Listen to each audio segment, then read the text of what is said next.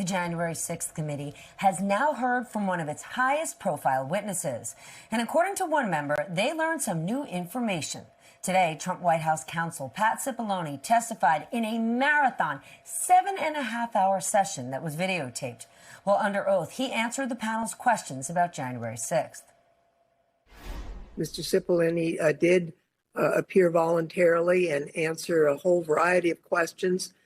He did not contradict the testimony of other witnesses.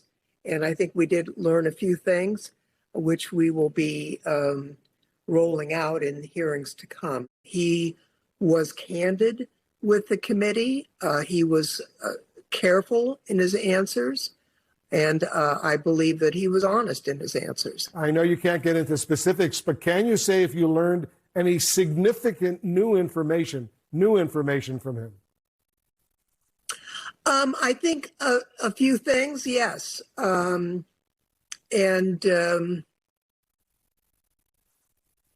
we put this all together, I mean, obviously Tuesday is going to be an important day for the committee and I think the country.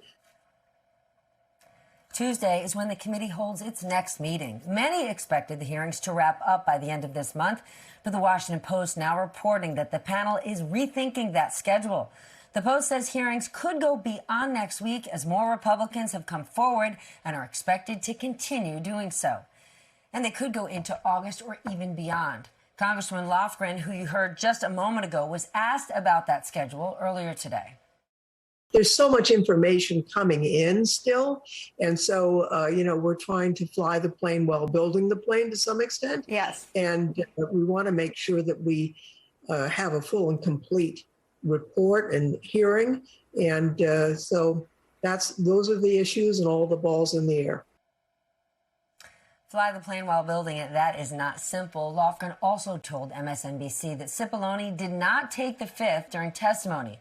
The Washington Post also reports that Donald Trump is now considering sending a letter to his former chief strategist, Steve Bannon, saying that he is waiving executive privilege. It would potentially clear the way for Bannon to appear before the Jan 6th committee. He was, of course, charged with contempt of Congress for refusing to comply with a subpoena and is set to stand trial on July 18th. Meanwhile, it has now been 2 weeks since the Supreme Court overturned Roe v. Wade. Tonight, the White House announced it is taking steps to protect abortion access. President Biden signed an executive order to ensure the availability of medication and emergency contraception. During remarks at the White House earlier, the president condemned the Supreme Court's ruling. What we're witnessing wasn't a constitutional judgment. It was an exercise in raw political power. We cannot allow an out-of-control Supreme Court working in conjunction with extremist elements of the Republican Party to take away freedoms and our personal autonomy. The challenge is go out and vote. Well, for God's sake, there's an election in November. Vote, vote, vote, vote. Biden, however, was a whole lot more upbeat today when it comes to talking about the June jobs report. The economy added 372,000 jobs last month, while unemployment stayed at 3.6%. Wages climbed by just over 5%, but inflation is still running at a 4-decade high. Also tonight, the assassination of Japan's former Prime Minister Shinzo Abe has sent shockwaves through Japan and around the world. The nation's longest-serving prime minister was shot and killed while he was giving a speech at a political event. This afternoon, President Biden visited the Japanese embassy in D.C. to pay his respects.